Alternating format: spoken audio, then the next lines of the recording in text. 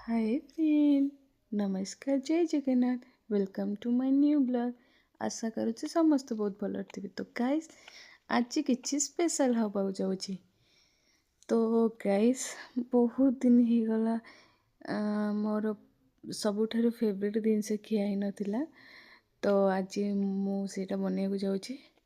तो गाइस प्रथम यहाँ है नड़िया कूरा जहाँकि आम प्रस्तुत कर सारिचु। तो सेठी चुली रे तो मु बसई देती पानी देखी पारे आठ जेजेमा मोर बस जाल पकई दौरान मु धरी पड़े आसली चट्टू आ पानी भी मोर गरम हो आसला। तो गाइस एबे स्टार्ट करी चूना पकेबा तापर। तो गाइस ये जी बसचंदी सी होचंदी मो बो माने मो सासू। मु मो माँ को माँ डाके आ मो सासू को बो डाके। तो मो बो ये मत शिखाऊँच। एक्चुअली मत मंडा पिठा बनइबार माने सेमती किसी आइडिया नहीं। तो बो मत ये बस शिखाऊँच। तो नेक्स्ट थर जिते मंडा पिठा बनइब तो मु बनइबी। तो गाइस ये पानी गरम हो सारा पर ता देहरे पकईदेली टिके लुण। तापर ए चूना पड़ो ता देहरे। तो ये आसीगला आमर चूना जहाँ को आम एटा को खली धरा मत तो ये खली कहती।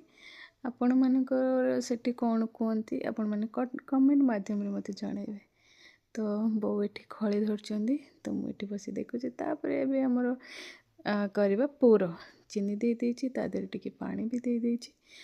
तापर नड़िया पकईकी ताको भल भाव ये कर देछि।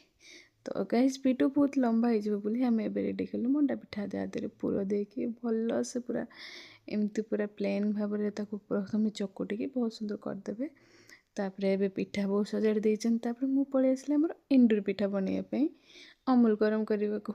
तो गाइस खाली मंडा पिठारे कौन मन भर एंडुर पिठा भी दरकार ना। जहाँ कहो गाइस मो बोर हस सतरे बहुत सुंदर। ये होचंती मो बो तांको क्यूट क्यूट हस देखिले सतरे मो मन पड़ जाए। तो ये आमर मंडा पिठा भी रेडी हो बाबू को आमर बहुत जोर भोक है। तापर एबे आमर प्रस्तुत है एंडुर पिठा जहाँ देहरे आम कि पानी दे दी बसई देचु। तो सी फुटापी तो छाड़ी देचु। तो बाबू को आ भोक सही पारानी मत भी बहुत जोर शोषाऊला। मु पलि आसली पानी पीवाई आह कि शांति। पुणी चलिए एंडुर पिठा बनवाई सतरे खावाई मन कौन हो देखो। आम मंडा पिठा भी रेडी हो जाए केते सुंदर देखा जाउछि। बाबू आमर तो बहुत भलसे खाऊँ।